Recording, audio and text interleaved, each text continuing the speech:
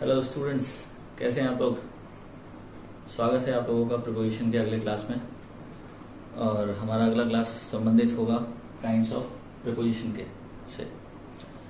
पिछले क्लास में हमने पढ़ लिया था प्रिपोजिशन का इंट्रोडक्शन, प्रिपोजिशन क्या है और उसका प्रयोग कैसे कैसे होता है वाक्य में, उसका क्या फंक्शंस है और क्या उसकी स्पेशलिटी है। ठीक है, कुछ एक वादों के बारे में हमने पढ़ा था। अब हम अलग अलग प्रिपोजिशंस के बारे में पढ़ेंगे कि ये डिफरेंट प्रिपोजिशंस क्या क्या हैं और कैसे इनका प्रयोग हम करते हैं। ओके, तो इसको समझने के लिए हमने क्या किया है कि प्रिपोजिशंस को कुछ भागों में बांट दिया है और इसलिए हम लोग इस क्लास का नाम रखे हैं kinds of preposition, kinds of prepositions. Okay, तो on the basis of functions, मतलब उसके कार्य करने के हिसाब से prepositions can be divided into following groups. Prepositions can be divided into different groups, and those groups are written over here. I will read out for you. Preposition of direction, preposition of place or position, preposition of time, and then comes other prepositions. Okay, तो ये एक आसान तरीका है इतने सारे prepositions को समझने का, क्योंकि preposition बहुत लंबा चैप्टर है और इसमें variety of uses of prepositions है। तो फिर इसको आसान बनाने के लिए हमने इसको ग्रुप में बांट के पढ़ने का कार्य करना है। ओके, तो ये काम मैं आपके लिए आसान कर देता हूँ। तो आज जो हम लोग डिस्कस करेंगे, आज का जो हमारा टॉपिक होगा वो होगा प्रिपोजिशन ऑफ डायरेक्शन। ये प्रिपोजिशन ऑफ डायरेक्शन। अब इस प्रिपोजिशन ऑफ डायरेक्शन का मतलब क्या हुआ कि वैसे प्रिपोजिशंस जो कोई भी दिशा बताने के लिए प्रयोग होते हैं। अंग्रेजी के वाक्य कई तरह के होते हैं, उन वाक्यों का तात्पर्य अलग अलग होता है। तो वैसे वाक्य जहाँ दिशा बताना हो हमको या किसी स्पेसिफिक जगह का चर्चा करना हो हमको, तो फिर हम प्रिपोजिशन ऑफ डायरेक्शन का प्रयोग करते हैं किसी नाउन को रिलेट करने के लिए उस वाक्य में मौजूद दूसरे शब्दों के साथ। ओके, तो प्रिपोजिशन ऑफ डायरेक्शन में कौन कौन से प्रिपोजिशन आते हैं इसको समझना है। तो ये देखिए, पहला प्रिपोजिशन है ये to, then comes towards, for, from, at, on, into, up, down, along, across and against. These are the prepositions which comes under the category of preposition of direction. ऐसा नहीं है कि इनका प्रयोग किसी दूसरे अर्थों में नहीं होता है, लेकिन डायरेक्शन के अर्थ में किस प्रकार होगा इस चीज को हम समझेंगे और उसको याद कर लेंगे। यह आसान होगा आपके लिए। ठीक है, तो चलिए हम लोग शुरू करते हैं। हमारे पहले दो प्रिपोजिशन है टू और टूवर्ड्स से। टू और टूवर्ड्स, जैसा कि आप देख रहे हो यहाँ पर, टू जो डिनोट करता है वो डेस्टिनेशन को डिनोट करता है। डेस्टिनेशन इन द सेंस की लक्ष्य, गोल, टारगेट, कहां तक एक्चुअली में जाना है या हमारा लक्ष्य क्या है उसको बताने के लिए। टुवर्ड्स जो है वो सिर्फ दिशा बताता है, की ओर। इसका मतलब होता है की ओर, in the direction of. Okay, तो यहां लिखा हुआ भी है डेस्टिनेशन, लक्ष्य, इसको आप भी नोट कर लीजिएगा। And towards means what does it denote? Then it denote the in the direction of, के दिशा में। एग्जाम्पल से समझते हैं, इस बात को ज्यादा समझ में आएगा।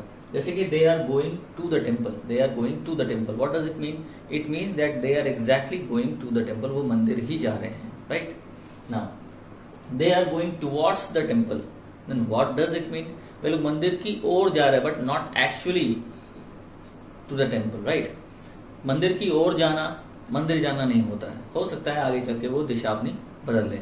ठीक है, तो यहां तक क्लियर है। नेक्स्ट है, एक नोट में आप नोट करके लिखिएगा इस बात को। He was going towards the station to receive his parents. He was going towards the station to receive his parents. क्या ये सेंटेंस सही है? अब देखो गलती कहां पर होता है। Towards the station to receive his parents. अगर किसी को अपने पेरेंट्स को रिसीव करना हो स्टेशन से, तो वो कहां जाएगा? स्टेशन की ओर जाएगा या स्टेशन एग्जैक्टली जाएगा? स्टेशन एग्जैक्टली जाएगा। Now see, this is the problem. और यहीं से एरर होता है इंग्लिश में। ठीक है ना, टू और टुवर्ड्स के बीच के डिफरेंस से ये एरर निकल के आता है। टुवर्ड्स का मतलब होता है की ओर, इट्स ओनली टेलिंग दैट उसके डायरेक्शन में, नहीं कि वो पार्टिकुलर जगह। तो यहाँ पर ये टुवर्ड्स का प्रयोग क्या है? गलत है। इसको क्या होना चाहिए था? टू होना चाहिए था। क्यों? क्योंकि पेरेंट्स को रिसीव करने जाना, purpose is to receive parents, so I will go to the station, not go towards the station. Right, now we will move on to the next topic. आज का जो नेक्स्ट प्रिपोजिशन हमको पढ़ना है वो है टू और फॉर के बीच का संबंध। टू और टुवर्ड्स के बीच का रिलेशन तो आप समझ गए, मुझे उम्मीद है। अब नेक्स्ट है हमारा टू और फॉर का रिलेशन। अब देखो क्या है, 2-4 वर्ड्स है, अगर ये समझ में आ गए, ये वर्ड्स याद हो गए तो प्रीपोजिशन समझ में आ जाएंगे। यहां से देखो, जैसे कि गो, गेट और कम है, गो, गेट एंड कम। अगर इसका रिलेशन किसी प्लेस से होगा तो यहां पर हम प्रीपोजिशन टू का प्रयोग करेंगे।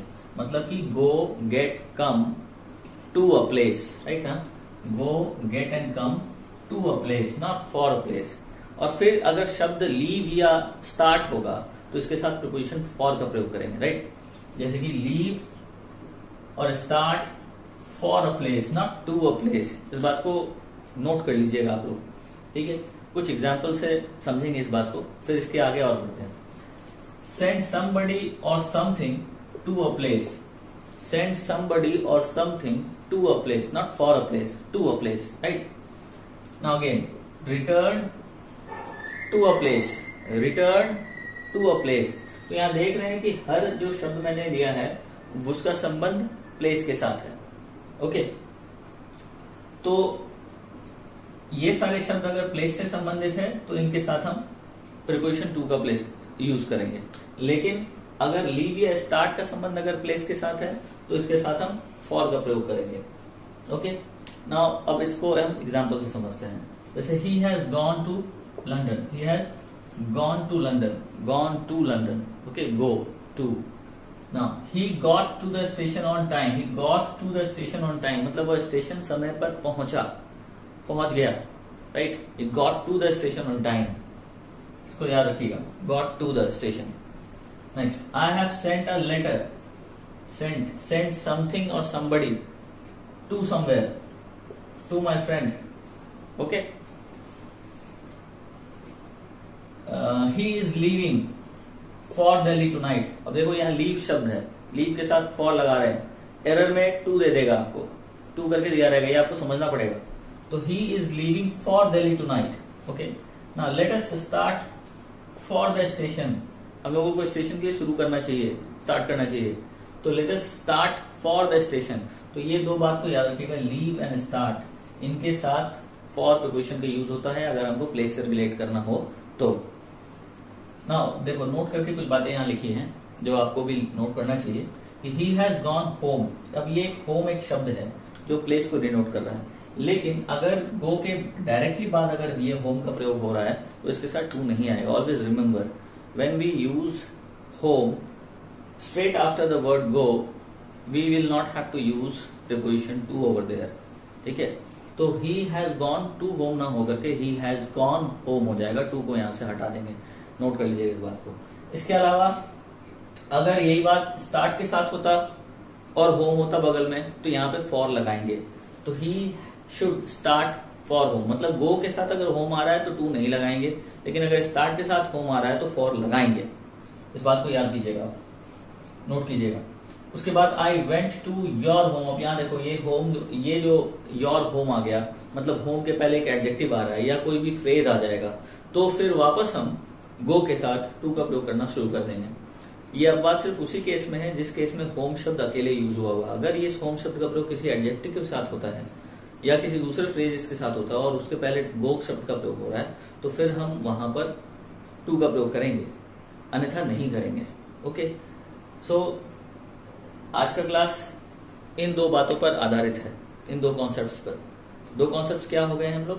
प्रीपोजिशन ऑफ डायरेक्शन के अंतर्गत हमने टू और टूवर्ड्स के बारे में पढ़ा, टू और टूवर्ड्स के रिलेशन को समझा कि टू और टूवर्ड्स में क्या रिलेशन है। दूसरा रिलेशन जो हमने पढ़ा है वो टू और फॉर के बारे में पढ़ा है कि टू और फॉर का प्रयोग हम कहाँ कहाँ करेंगे अगर प्रीपोजिशन ऑफ प्लेस का, प्रीपोजिशन ऑफ डायरेक्शन का अगर संदर्भ आएगा तो जैसा कि वीडियो में मैंने पहले ही बता रखा है कि go, get, come, send somebody or something और रिटर्न, अगर इन सारे शब्दों का संबंध अगर प्लेस के साथ है तो इनके साथ हम टू लगाना है।